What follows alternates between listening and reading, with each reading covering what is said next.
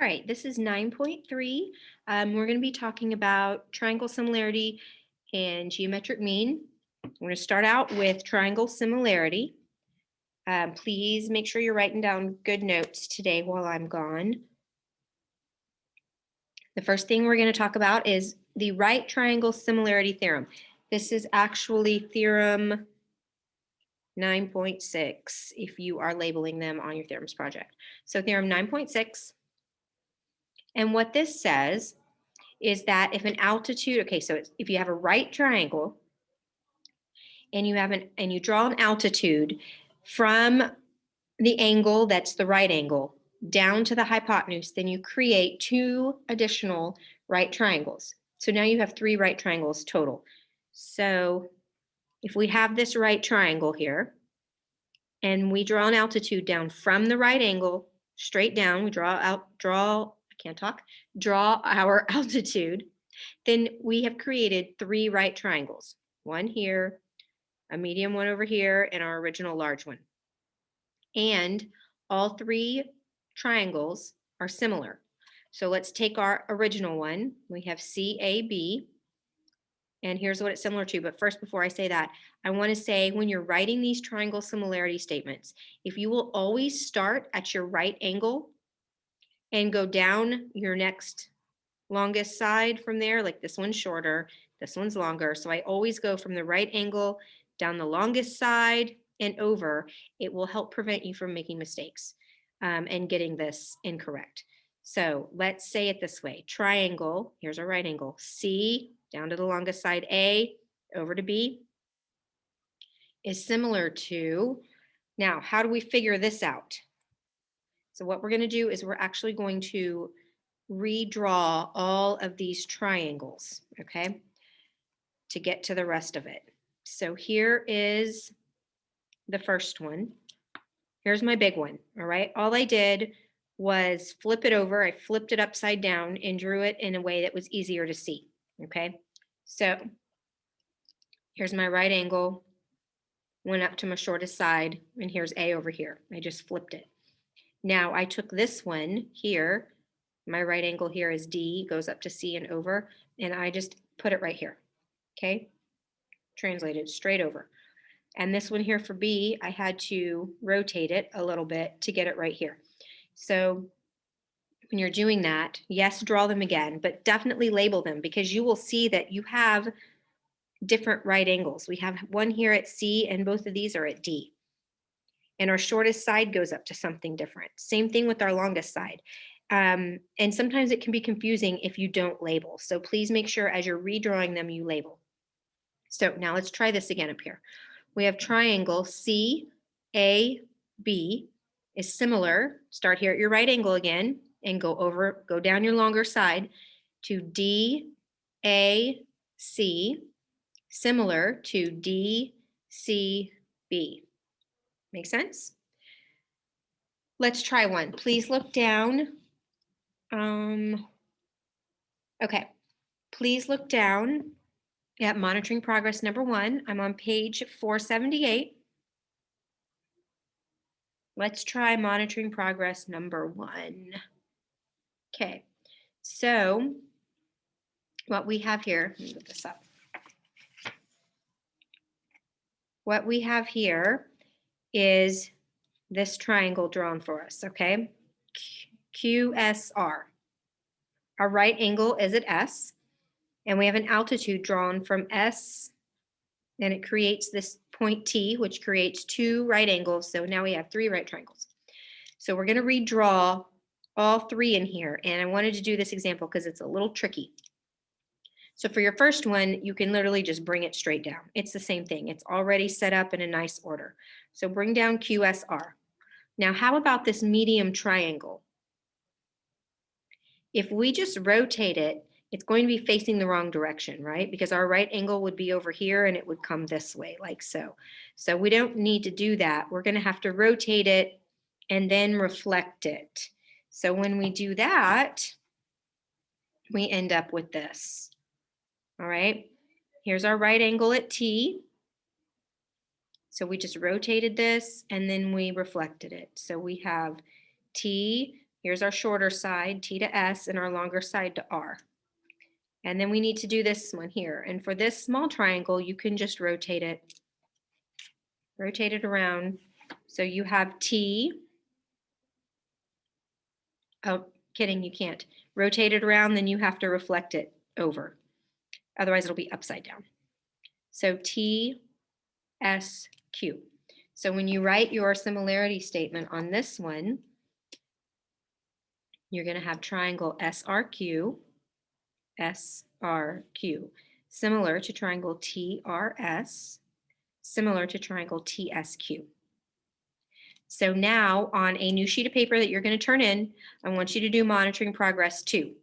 So if someone could please pause this lesson, give everybody a chance, 2-3 minutes to do monitoring progress number 2 on the bottom of 478. Appreciate it.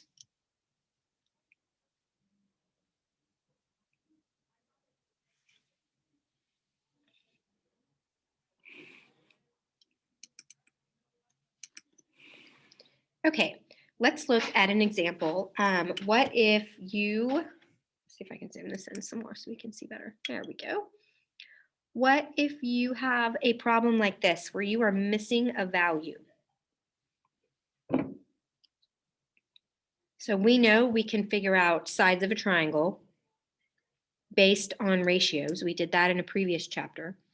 And now we know from looking at this theorem we just looked at that when you have a right triangle and you draw the altitude down, which is what has happened here, you end up with 3 similar triangles. So this says a roof has a cross section that is a right triangle. Okay. The diagram shows the approximate dimensions of this cross section. Find the height of the roof. So we need to know H. So the first thing we're going to do is we're going to take apart our triangles. And they've done that for us here. Here's our big one over here with our right angle as Y. And then it goes up to Z. And then back over here to X. Here's our medium one. They stood it up and then they reflected it. So we have W up to Z down to Y.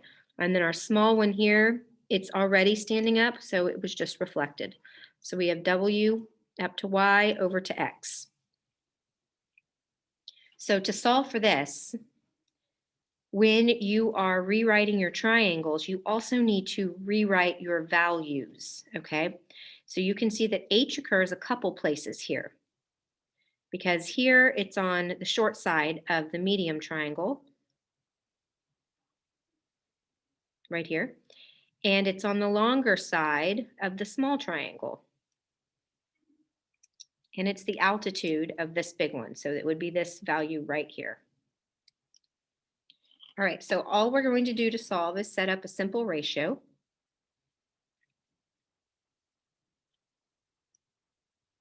Okay, so we are going to, in the past, we would have said like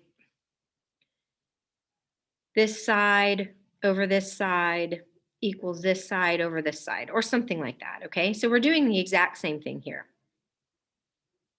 And that's how we're solving for what's missing.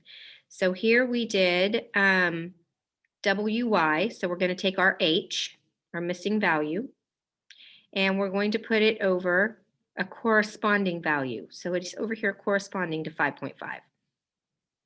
Now we're going to use these same 2 triangles again. We're going to take this hypotenuse value and this hypotenuse value because we have both of them and say 3.1 over 6.3. Then all you do is cross multiply and solve for H. So our height is about 2.7. All right, so let's try a few. We're going to do one together and you're going to do one on your own. So look here at at monitoring progress 3, bottom of page 479. Let